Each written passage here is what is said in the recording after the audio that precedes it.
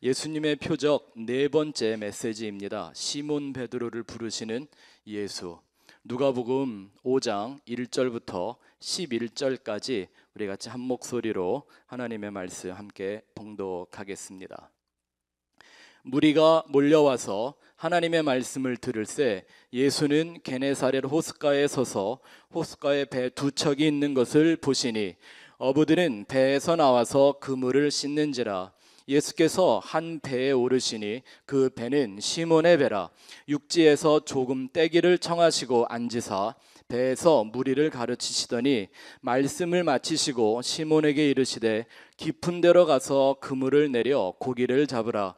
시몬이 대답하여 이르되 선생님, 우리들이 밤이 새도록 수고하였으되 잡은 것이 없지만은 말씀에 의지하여 내가 그물을 내리리이다 하고, 그렇게 하니 고기를 잡은 것이 심이 많아 그물이 찢어지는지라.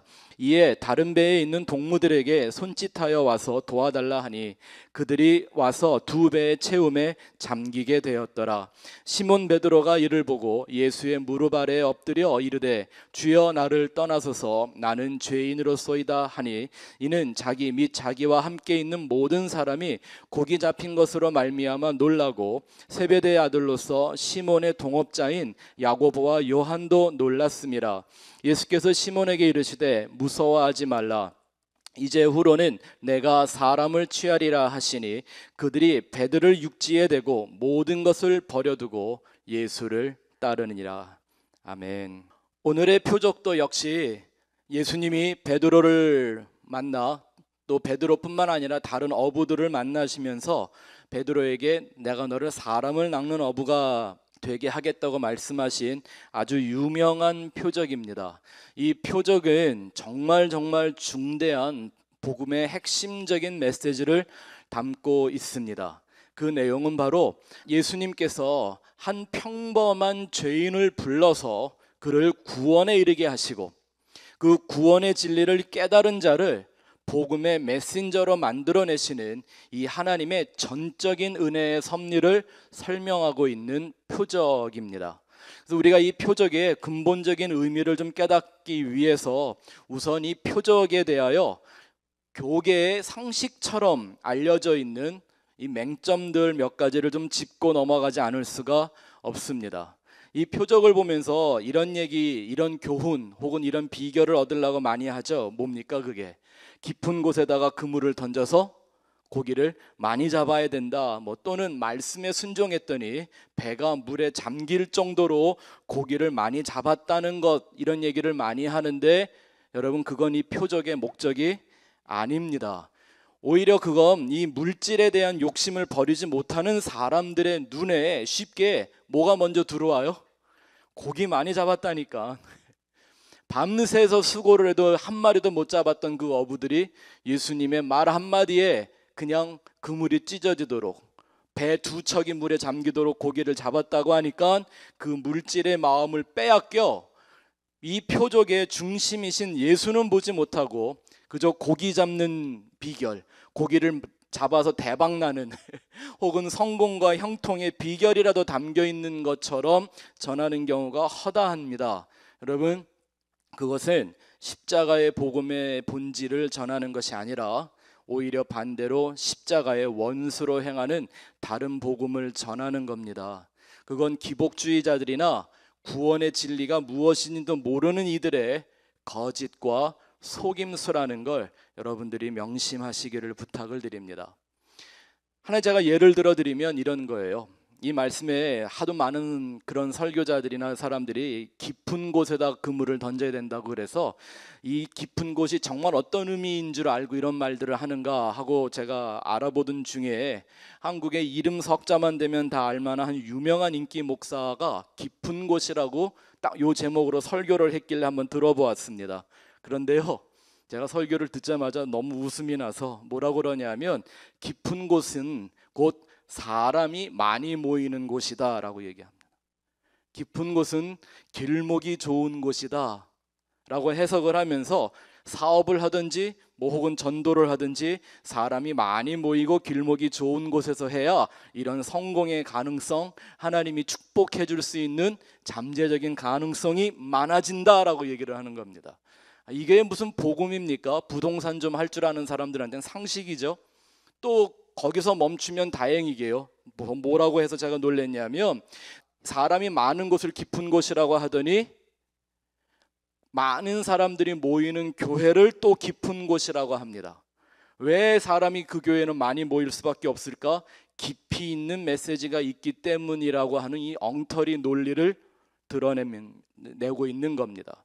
깊이 있는 메시지가 있기 때문에 쉽게 부흥이 일어나는 거라고 소리를 지르니까 또 거기 모여있는 수백 명 수천 명의 교인들은 교회가 떠나가라고 아멘을 외쳐댑니다. 여러분, 정말 그럴까요? 그러면 예수님의 설교는, 예수님의 말씀은 깊이가 없는 얄팍한 메시지였기에 예수님이 입을 열어 설교만 하시면 사람들이 예수를 버리고 떠나간 건가요? 그랬나요? 정작 고기를 잡을 수 있는 그 능력을 가진 예수, 또 그 비결을 배운 제자들은 왜 그 고기 많이 잡아서 멋지게 건물도 짓고 학교도 세우고 병원도 세우고 하면서 멋나게 복음을 전하지 왜 그렇게 거지같이 살았을까요? 머리 둘 곳조차 없이.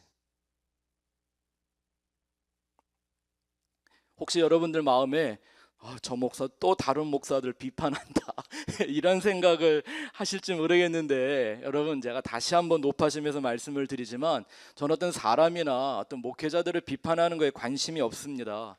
제가 비판을 하고 싶은 것은 우리 가운데 혹은 여러분들 안에 혹은 이 설교를 듣는 사람들 속에 자리 잡고 있을 수 있을지 모르는 그 비진리를 비판하고 그 비진리를 드러내고 꺼내보려고 도려내서 비로소 그 안에 예수라는 십자가라는 구원의 은혜와 진리가 이해되고 담겨지고 뿌리 내릴 수 있게 하기 위해 그 말씀을 드리는 거지, 누구를 비판하는 거엔 관심이 없습니다. 여러분, 진리와 비진리는 적당히 섞일 수 없다라는 것 이제 여러분들 다 잘 알고 계시죠? 근데 이미 사람들 속에 뿌리 내리고 있는 이 비진리, 비본질적인 교훈들을 뿌리채 뽑아내지 않으면 그 안에 아무리 진리의 씨를 던져도, 진리의 씨를 뿌려도 뿌리를 내리고 싹을 내지 못하는 경우들이 생깁니다. 그래서 예수님이 새 포도주는 새 부대에 담아야 한다고 말씀하시는 거고, 생배 조각을 헌 옷에다가 붙일 수 없다고 얘기하시는 거고, 네 가지 땅의 비유가 다 그 얘기를 하고 있는 겁니다. 이 얘기를 잘 이해하고 있는 바울이 어떻게 경고하나 한번 볼까요? 고린도 후서 6장 14절 16절 말씀 한번 같이 읽어보죠. 시작. 너희는 믿지 않는 자와 멍에를 함께하지 말라.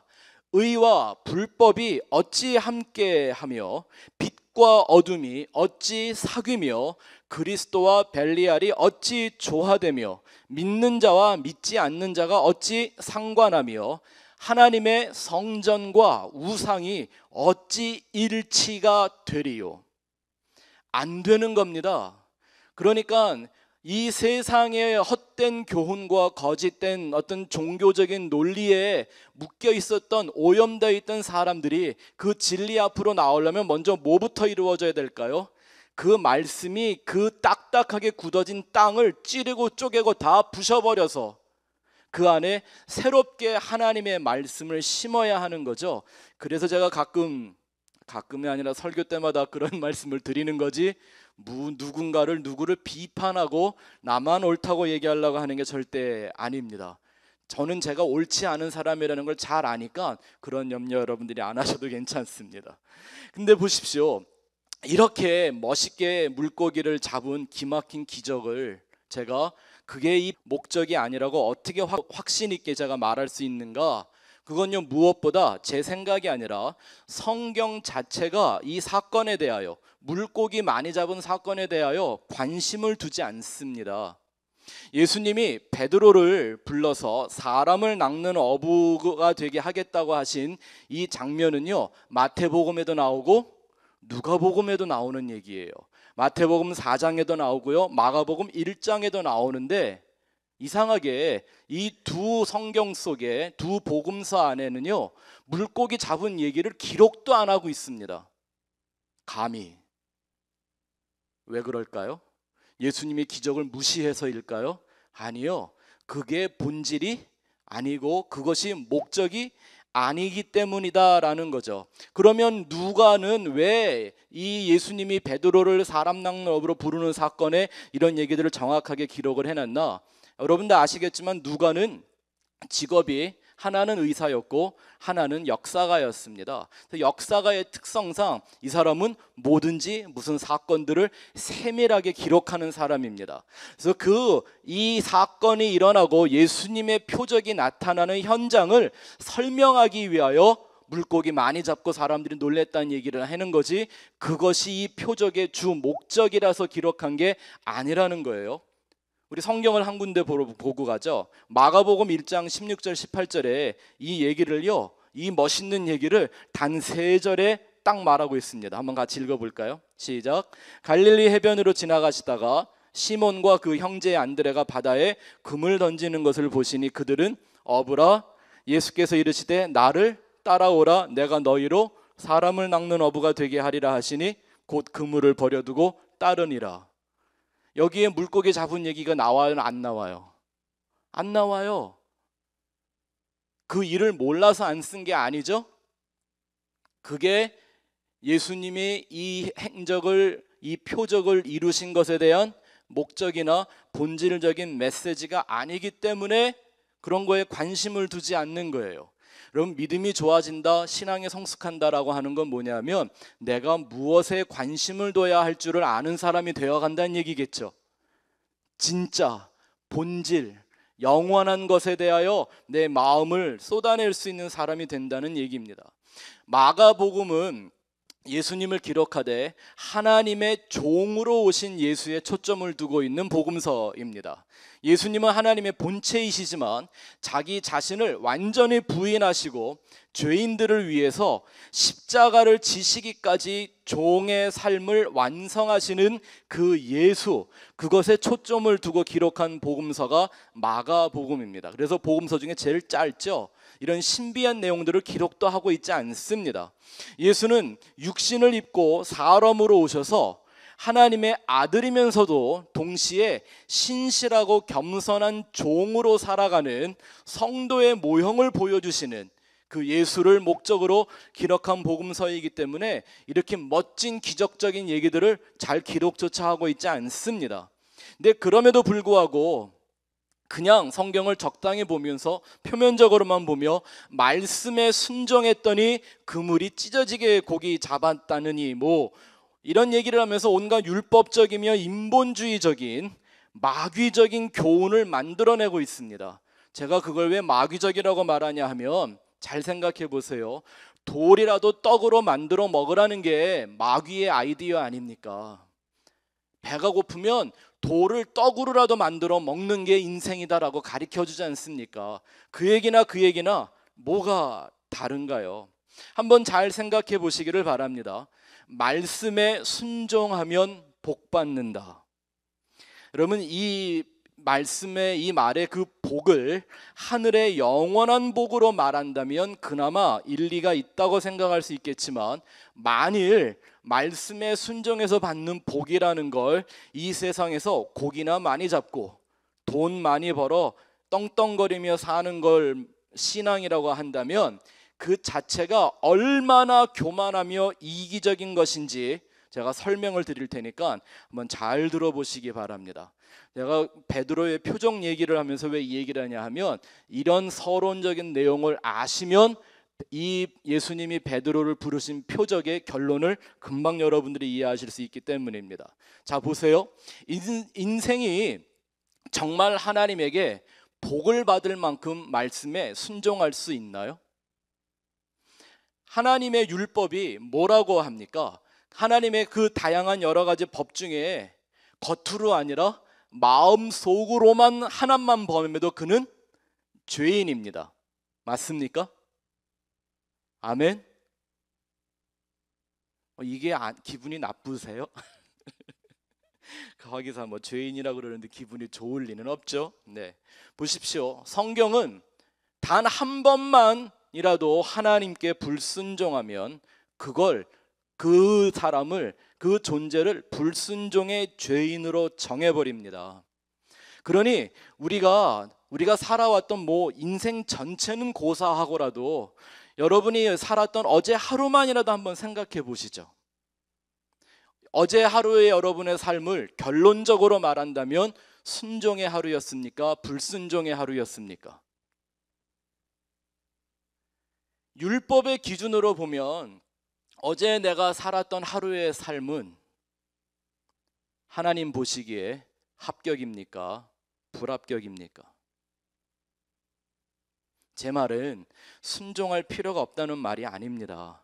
여러분, 성도들이란 하나님의 계명에 순종하려고 힘쓰고 애쓰며 살아야 합니다. 맞죠? 하나님을 심판자로 알게 되었고 죄로 인해 지옥에 가게 된다는 걸 깨닫고 확신하는 사람들이 그 정도도 안 합니까? 죄와 싸우기를 피 흘리기까지 안 하는 게 이상한 거죠. 그런데 하나님에게 순종한다라는 걸 어떻게 설득해서 시켜야나 하고 복 준다고 하니까 억지로 해보는 것 같은 순종은 그 자체가 순종이에요? 불순종이에요? 그 자체가 불순종이죠. 그런 순종을 하면서 하늘에 복 떨어지기를 기다리고 있다는 얘기는 하나님이 누군지도 모르고 물과 성령으로 거듭나지 못한 불신앙 속에 자기가 빠져 있음을 스스로 드러내고 있는 겁니다.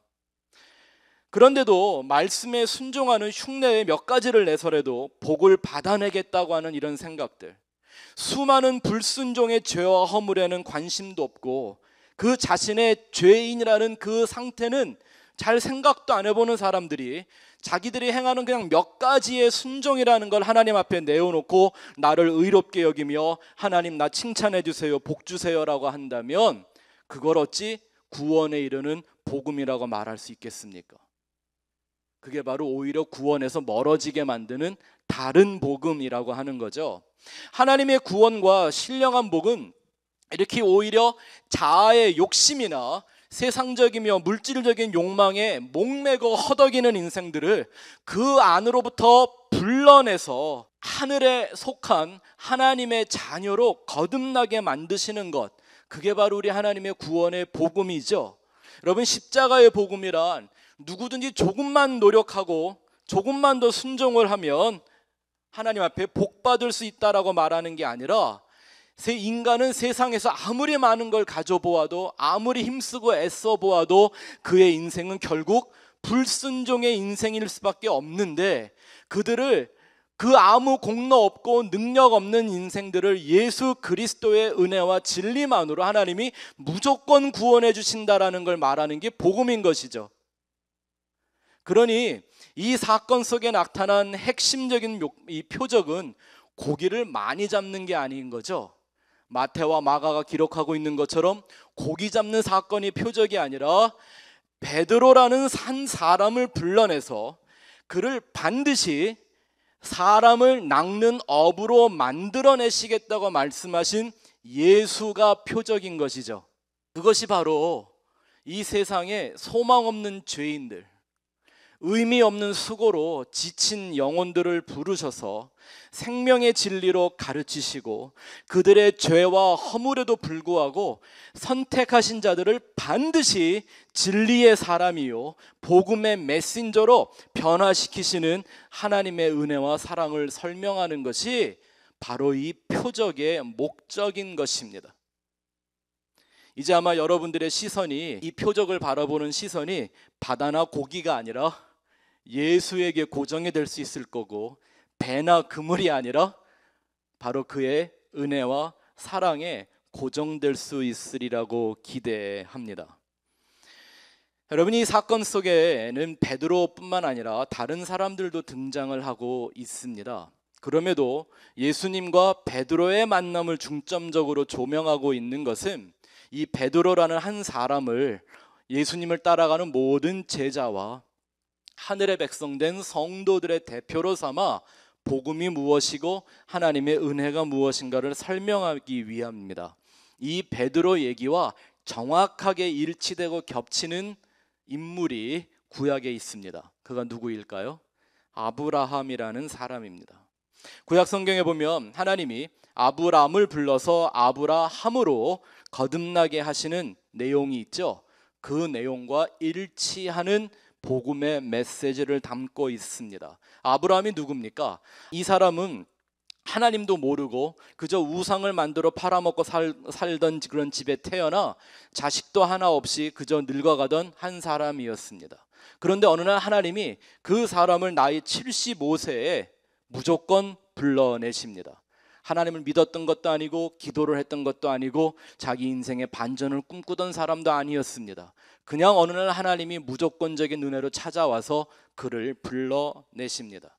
하나님이 누군지도 몰랐고 믿음이 뭔지도 몰랐던 사람이었습니다. 근데 그를 믿음의 조상으로 만들어 가시는 하나님의 역사가 아브라함의 일생을 통하여 우리에게 잘 보여주고 있죠.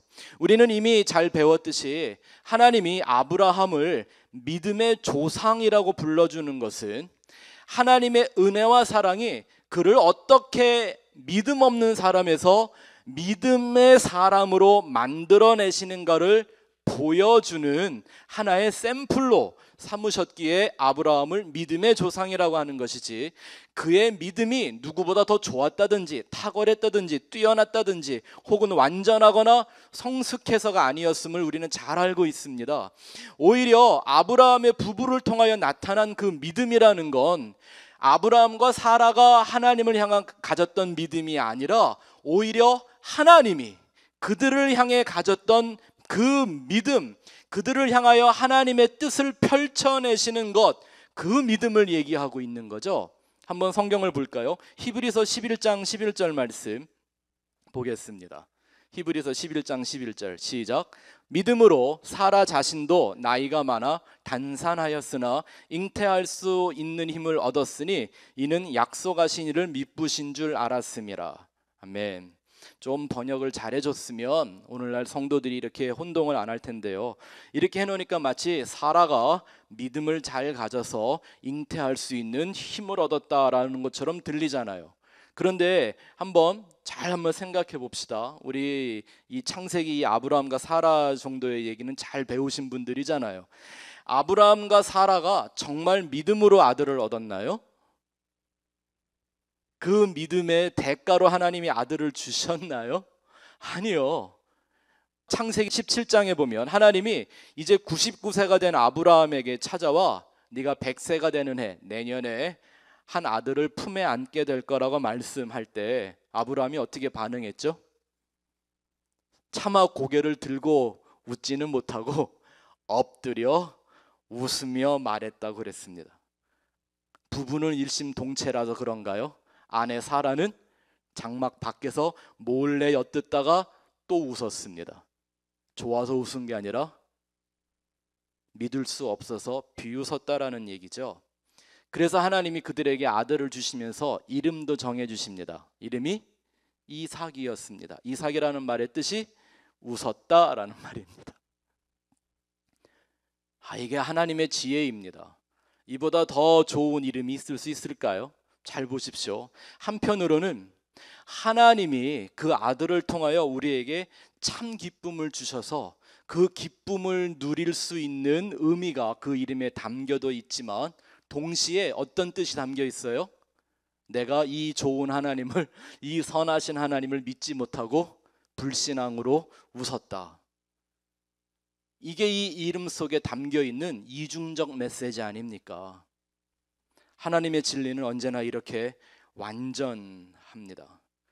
하나님의 그 선하심을 기억하지만 동시에 자신들의 불신앙을 기억하게 만드는 이름 말입니다. 이게 바로 십자가이죠. 그렇다면 우리가 방금 읽었던 히브리서 11장 11절 이 구절의 믿음은 도대체 누구의 믿음을 말하는 걸까요? 아브라함과 사라에겐 그런 믿음이 없었잖아요. 이 믿음은 누구의 믿음? 하나님의 믿음이었죠. 이처럼 전지전능하신 하나님이 당신의 그 계획과 목적을 미리 정하신 대로 완전하게 또 완벽하게 이루어 가시는 그 하나님의 열심을 믿음이라고 하는 겁니다. 그리고 그 하나님의 믿음이 어느 날 나에게 선물처럼 주어지고 나의 삶을 죄와 사망에서 구원으로, 절망에서 영원한 소망으로, 끊을 수 없는 저주와 고통에서 영원한 하늘의 축복으로 끌고 가는 겁니다. 이 과정을 성경은 은혜라고 얘기하죠. 그 하나님의 무조건적인 은혜가 무엇인지를 발견하고 깨닫고 그 하나님이 바로 내 아버지라는 사실을 매일 매순간 누리는 것을 신앙이라고 말합니다. 사도 바울은 이걸 한마디로 얘기합니다. 에베소서 2장 8절 9절 읽어봅시다. 시작. 너희는 그 은혜에 의하여 믿음으로 말미암아 구원을 얻었으니 이것은 너희에게서 난 것이 아니요 하나님의 선물이라. 행위에서 난 것이 아니니 누구든지 자랑하지 못하게 함이라. 아멘.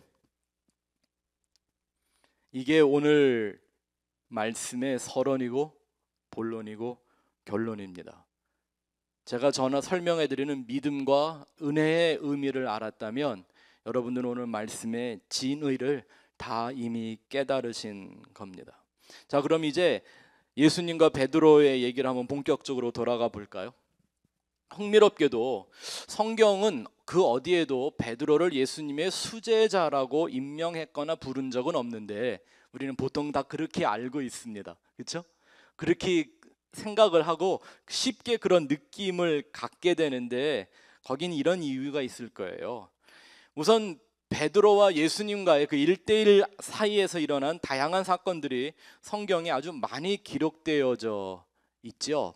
그러니까 아마도 이 베드로가 수제자 노릇을 하지 않았는가라고 우리는 예상을 하는 건가 같습니다.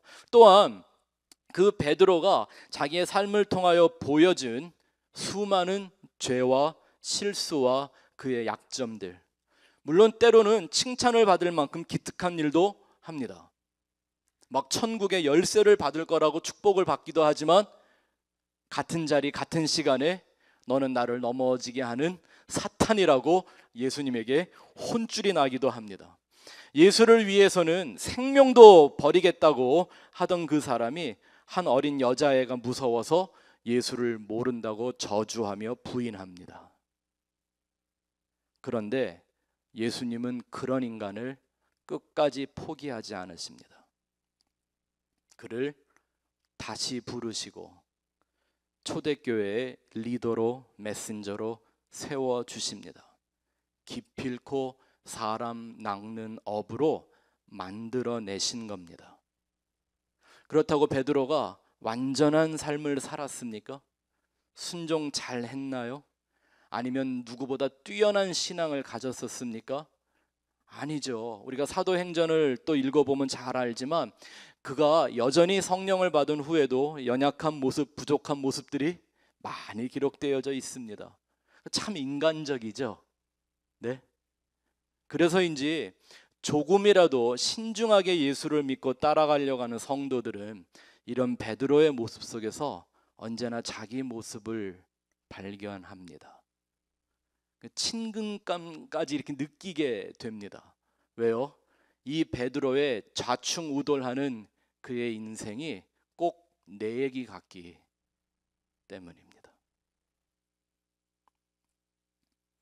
베드로가 소망의 사도가 된 것은 그가 맨날 소망을 떠들어서가 아니라 그런 인생 하나를 불러서 끝까지 책임을 지시는 그 예수 그리스도의 은혜와 사랑, 그것만이 인생의 유일한 소망이다라는 걸 이 베드로를 통해 우리에게 보여주셨기 때문입니다. 오늘 본문을 보면 특이한 점은 베드로의 이름은 아직은 베드로가 아니었는데도 불구하고 그를 굳이 베드로라고 부르고 있습니다. 베드로라는 이름은 언제 주어지죠? 마태복음 16장에나 가서 예수님이 너희는 나를 누구라 하느냐 그랬더니만 언제나 들이대고 나대기 좋아하는 베드로가 주는 그리스도시여 살아계신 하나님의 아들입니다 라는 그 고백 하나에 예수님이 야 이건 정말 하나님이 아니면 네가 할 수 있는 말이 아니네 이러시면서 내가 너를 이제 베드로라고 불러주겠다면 그때 이름을 바꾸어 주시죠. 그래서 오늘 본문에 보면 이 베드로를 시몬 베드로라고 부릅니다. 이때는 베드로가 아니었는데도 누가는 또 마태, 마가는 그의 이름을 기록할 때 베드로라고 짓는 중요한 의미가 있습니다. 원래 이 사람의 이름은 그냥 시몬이죠. 시몬. 그래서 바요나 시모나, 요나의 아들 시몬이라는 거죠. 시몬은 시므온이라고 하는 히브리어 이름입니다. 그리고 예수님이 그의 이름을 베드로라고 바꿔준 말은 페트로라고 하는 헬라어이고, 또 게바라고 나오죠. 게바나 베드로는 똑같은 말입니다. 그건 아람어로 이제 게바라고 부릅니다. 재밌는 건 또 이 베드로는요, 그 성경에 나온 인물 중에 성경을 쓴 모든 언어로 이름이 기록된 한 사람이기도 합니다.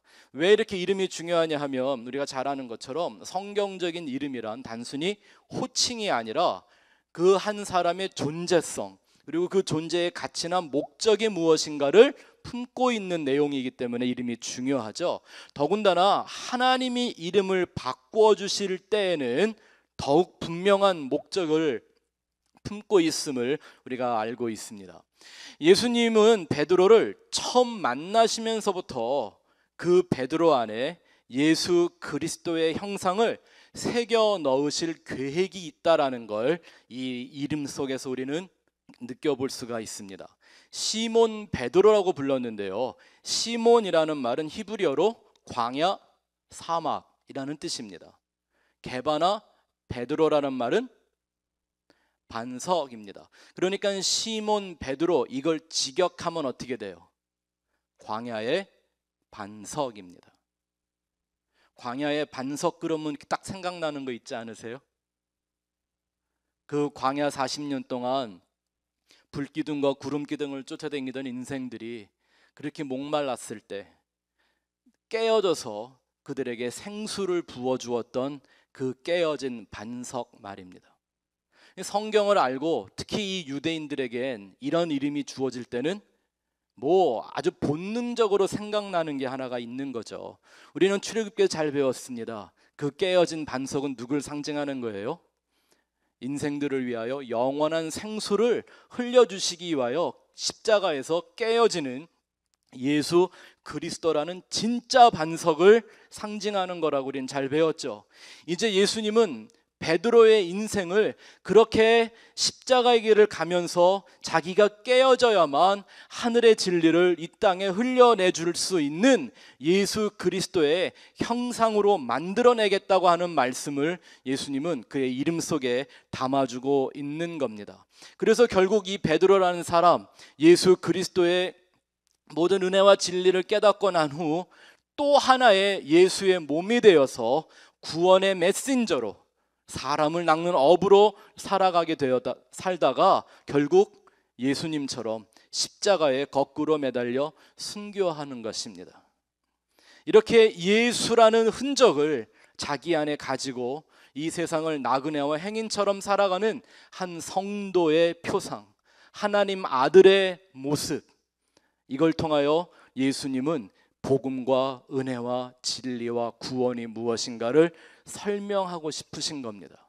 그것이 이 표적의 진짜 주제요 메시지이죠. 누가 베드로를 그렇게 다 바꿔놨나요? 누가 하셨습니까? 베드로가 노력해서? 아니에요. 베드로가 잘해서? 아니라는 거 잘 아시잖아요. 누가 하셨어요? 오직 예수의 은혜와 사랑이 그를 바꾸어 버렸습니다. 그래서 오늘 우리가 십자가에서 주님이 내 이름을 바꾸셨다는 찬송을 불렀던 건데요, 또 이 사람 낚는 어부라는 말을 한번 생각해 볼까요? 무슨 뜻이 있는가?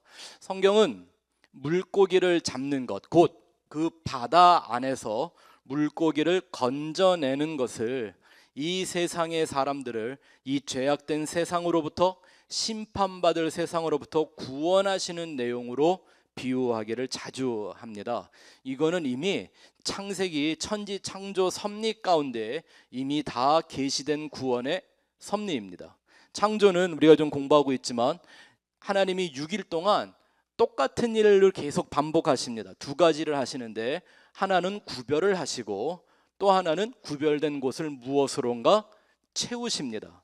구별하고 채우는 것, 이게 하나님의 천지 창조의 역사인데요. 첫째 날에는 빛과 어두움을 나누시고, 둘째 날은 궁창 위의 물과 궁창 아래의 물을 나누시고, 셋째 날은 바다와 땅을 나누시고, 넷째 날은 해, 달, 별을 만드시고, 다섯째 날 이제 그 바다의 고기와 공중의 새와, 여섯째 날 땅에 기는 짐승과 사람을 만드시죠. 아니 그럼 한번 잘 생각해 보세요. 동물을 만들려면 그냥 다섯째 날 한꺼번에 다 만들어 놨으면 좋잖아요. 그렇게 안 하세요. 굳이 바다에 사는 고기와 하늘 공중에 나는 새로 구별해서 만드시는데 패턴이 있잖아요. 빛과 어둠이 대조되는 것이고, 궁창 위의 물과 아래의 물이 대조가 되는 거고, 땅과 바다가 대조를 이루잖아요. 그렇다면 바다의 고기와 공중의 새도 뭔가 의미하는 대조적인 뜻을 품고 있다는 걸 볼 수가 있죠. 왜 하나님이 어떤 거는 바다에다 넣으시고 어떤 건 하늘에 지으셨는가, 이런 의미가 있는 거죠. 바다의 고기라는 건 성경은 자주 바다를 저주와 심판의 의미로 자주 사용합니다. 그래서 이 땅을, 온 세상을 처음 심판한 재료가 뭐였어요? 물이 넘쳐서 온 세상을 바다로 만들어 버린 겁니다. 그래서 그런지 새 하늘과 새 땅에는 뭐가 없대요? 바다가 다시 없더라. 그래서 이 바다라는 게 바로 뭐냐면 이 저주와 심판받을 세상을 의미하고, 그 속에 물고기들은 그냥 물고기들 마냥 이렇게 떼를 지어 우글거리며 살고 있는 인생들, 죄인들의 상태를 의미하는 겁니다. 그 물에서 빠져나오지 않으면 결국 그 안에 살다가 거기서 멸망받을 백성들을 비유하는 거죠. 그래서 우리가 구원에 대한 믿음을 선언할 때 침례를 받는 겁니다. 물에 들어가 나의 옛사람은 거기다가 죽여버리고 새로운 사람으로, 새 생명으로 물 밖으로 나오는 겁니다. 그래서 침례를 받아야 한다고 얘기를 하는 거죠. 그 물에서 나오는 것이 바로 구원의 믿음을 고백하는 것이기 때문입니다. 반면에 그렇다면 공중의 새는 또 뭘 의미할까요? 예수님이 공중의 새가 뭔 줄을, 왜 그걸 창조하셨는지 딱 설명을 해주셨죠. 우리 산상수훈 마태복음 6장에서 배웠습니다. 너희는 무엇을 먹을까 무엇을 입을까 염려하지 말라 라고 하면서 예수님이 몇 가지 비유를 말씀해 주시는데 다 표적들이죠. 뭐라고 하시냐면, 공중에 나는 새를 보라. 저는 심지도 않고 거두지도 않고 창고에 모아 들이지도 않는데 하늘의 아버지께서 저희들을 먹이고 기르시나니 하물며 너희일까 보냐 이 믿음이 작은 자들아, 이러고 얘기하시잖아요. 그러니까 그 공중의 새는 뭘 상징하려고 만들어 놓으신 거예요? 이 세상을 의지하거나 자기 육신의 노력을 의지하지 않고 오직 하늘 아버지에 의하여 길러지고 인도함 받는, 하나님 전적 의존하는 존재, 성도의 표상이잖아요. 하늘의 백성들이 바로 이럴 거라는 걸 상징하기 위해서 다섯째 날 바다의 물고기와 공중의 새로 나누어 만들어내시는 겁니다. 그래서 신명기 말씀, 이 신명기 그 28장의 말씀 여러분 잘 보시면 뭐라고 되어 있냐면, 머리가 될지언정 꼬리가 되지 말고 오직 위에 속하고 아래에 속한 자가 되지 마라, 이렇게 설명이 다 나와 있거든요. 그러나 여기서 머리가 되고 꼬리가 되지 말라라는 건 다시 해석을 해보면 머리로 살고 꼬리로 살지 말라는 얘기예요. 뭐가 꼬리로 살죠? 물고기요, 물고기. 꼬리의 힘으로만 사는 게 뭐예요? 물에 사는 물고기들이잖아요. 그게 본능으로 산다는 얘기예요. 머리로 산다는 건 생각을 좀 하라는 거죠. 진짜 하늘에 속한 지혜와 총명을 갖고 하나님을 생각해보고 그 나라를 바라보는 머리로 살아야지, 인간의 본능에서 나오는 꼬리의 힘으로 살면 안 된다. 꼬리로 살면 아래에 있을 수밖에 없고 머리로 살아야 위에 속한 자가 된다고 한 말씀이 바로 그 구절입니다. 자, 그렇다면 그게 바로 이 바다를 의미하는 거라면, 그런 의미에서, 그런 문맥에서 오늘 표적에 나온 깊은 데다 그물을 던지라고 했던 그 깊은 곳은 어떤 걸까요? 고기가 많아서 쉽게 잡을 수 있는데 그런 거예요? 사람이 많이 모이는데? 아니요. 그 깊은 곳은 반드시 천국의 그물에 의하여 건져냄을 받아야 되는 깊은 저주와 멸망을 설명하는 말이죠. 이 성경을 성경으로 풀어야 정확한 의미를 알 수 있죠. 자, 그럼 마지막에 예수님이 베드로를 사람 낚는 어부라고 부르셨던 것과 연관되어 있는 천국의 비유 말씀을 한번 보고 마치도록 하겠습니다. 마태복음 13장 47절에서 50절까지 한번 같이 읽어보죠. 시작. 또 천국은 마치 바다에 치고 각종 물고기를 모으는 그물과 같으니 그물에 가득함에 물가로 끌어내고 앉아서 좋은 것은 그릇에 담고 못된 것은 내버리느니라. 세상 끝에도 이러하리라. 천사들이 와서 의인 중에서 악인을 갈라내어 풀무불에 던져 넣으리니 거기서 울며 이를 갈리라. 아멘. 천국이 뭐와 같다고 해요? 각종 물고기를 모으는 그물과 같은데, 그 그물로 물고기를 건져 놓고 나면 거기서 끝나는 게 아니라 뭘 한대요? 좋은 고기와 못된 고기를 가려낸대요. 선한 고기와 악한 고기를 구별해낸다고 그랬습니다. 이 말씀 속에서 우리가 반드시 기억하고 잊지 말아야 될 한 가지가 있습니다. 여러분, 저나 여러분이나 할 것 없이 모든 인생은 원래 다 못된 고기입니다. 다 나쁜 고기입니다. 맞죠? 예수님 말씀의 마지막 날엔 알곡과 가라지를 나누시겠다고 했습니다. 알곡은 창고에 드리고 가라지는 불에 던져버린다고 그랬습니다. 근데 우리는 원래 다 가라지였던 인생입니다. 개구리 올챙이적 잊어버리면 안 됩니다. 예수님 말씀하시기를 마지막 날에 양과 염소를 구별한다고 하셨는데 우리는 원래 다 염소였었죠. 본래가. 의인과 악인으로 갈라놓는다고 하셨는데 우리는 원래 의인이었습니까? 악인이었습니까? 우린 다 죄인이잖아요. 죄 없는 사람 있습니까? 네, 한번 잘 생각해 봅시다. 염소가 어느 날 내가 염소라는 사실을 깨달아요. 염소로 살면 안 되겠다. 양같이 살아야지. 그리고 막 힘쓰고 애쓰고 양들하고 놀고 양 먹는 거 같이 먹고 양하고 같이 자고 막 그래요. 그러면 어느 날 그 염소가 양 되나요?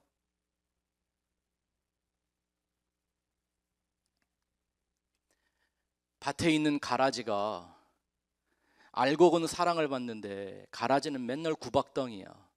그 구박받는 게 더 이상 견딜 수가 없고 자존심이 상해서 나도 알곡처럼 사랑 좀 받고 살아야지. 그리고 알곡 돼야지 하고 힘쓰고 애쓰고 기도하고 노력해요. 어느 날 그 가라지가 알곡이 되어 있을까요? 여러분, 사람이 죄 안 지을 수 있는 사람이 있습니까? 인생에게 죄 안 짓는 능력이 있나요? 근데 인본주의적인 종교들은 그게 된다고 가르치고 있어요. 우리들이 잘 아는 얘기 하나 예를 들어볼까요? 곰이, 짐승인 곰이 해를 보지 않고 쑥과 마늘 20개를 갖고 100일을 견디면 사람이 될 수 있대요. 사람이 됐대요. 그것도 그냥 아니라 예쁜 여자가 돼서 우리 민족의 어머니가 되었대요. 이런 걸 신화라고 말하죠. 저는 이런 걸 믿는 이들이 있다는 게 참 놀랍습니다. 저는 그런 걸 믿을 만한 믿음이 없는 사람이, 제가 원래 잘 믿지 않는 사람이라 이런 거 안 믿어집니다. 잘. 그런데 너무나 많은 교인들의 신앙이 이런 신화적인 우화 같다는 거 아세요? 그러니 예수 믿고 교회 좀 다녔다는 사람들이 입만 열면 예수와 교회를 빙자한 자기 자랑에서 헤어나오질 못하고 있는 겁니다. 왜? 다 내가 했으니까. 내가 노력했으니까. 내가 드러나야 되니까, 내가 인정받아야 되니까. 나의 죄인이라는 그 운명, 못된 곡이라는 그 운명, 가라지라는 나의 실존, 염소일 수밖에 없는, 악인일 수밖에 없는 내 운명을 바꾸어 놓을 수 있는 건 하나밖에 없습니다. 오직 예수의 십자가뿐입니다. 그 창조주가 나를 다시 새 피조물로 만들어 주시지 않으면 인간은 자기의 어떤 노력으로도 못된 고기의 운명을, 가라지의 실존을, 염소나 악인의 상태를 벗어날 수 없습니다. 오직 예수 그리스도만이 그 은혜로, 그 사랑으로 내 영원한 운명을 바꾸어 주시고 내 이름을 바꾸어 내는 것입니다. 이게 베드로의 얘기입니다. 그리고 나의 인생의 얘기입니다. 그러니 표적을 본 베드로는 예수님에게 좀 특별한 반응을 보입니다. 뭐라 그래요? 예수님, 당신의 말을 들으니까 고기 많이 잡네요. 내일 아침에 한 번만 더 와주실래요? 이렇게 했나요? 그거 구하지 않았잖아요. 뭐 했죠? 주여 나를 떠나소서, 나는 죄인으로소이다. 저는 이런 베드로가 참 좋아요. 왜냐면 이 사람은요, 너무 순진해, 사람이. 그래, 생각하는 대로, 입에 있는 대로 말을 그냥 다 해요. 그러다 보니까 어느 날 뭐 똑똑한 소리도 하고, 어느 날 미련한 소리에다가 혼도 나기도 하고 그래요. 물론 예수님을 정말 구원자로, 자기의 죄인됨이 무엇인가를 다 알아서 한 고백은 아니었습니다. 그러나 예수님의 그 강력한 부르심과 초청에 베드로의 영혼이 자기도 모르게 반응하는 겁니다. 예, 맞습니다. 주님, 내가 죄인입니다. 아니, 고기 많이 잡아줬는데 왜 죄인이라고 말을 해요? 이게 상황에 맞는 말인가요? 내 그걸 깨닫고 주인 되신 예수 그리스도를 위하여 내 직업도 가족도 뒤로 하고 따라 나섭니다. 그때부터 베드로의 인생은 뭐 완전한 거룩한 인생이 아니었죠. 여전히 실수하고 여전히 책망받을 게 많은 미련하고 우둔한 한 사람에 불과했습니다. 하지만 어떤 일이 있어도 예수님은 베드로를 끝까지 붙잡아 주십니다.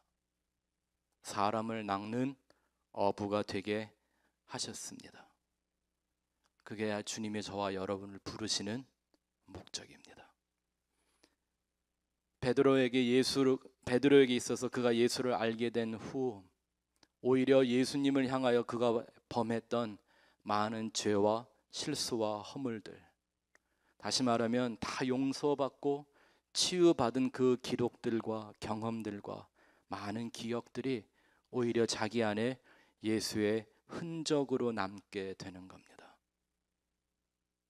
그래서 그는 언제나 사람들 앞에 서면 그 은혜를 말하고 그 소망을 말하며 사는 사람이 되었습니다.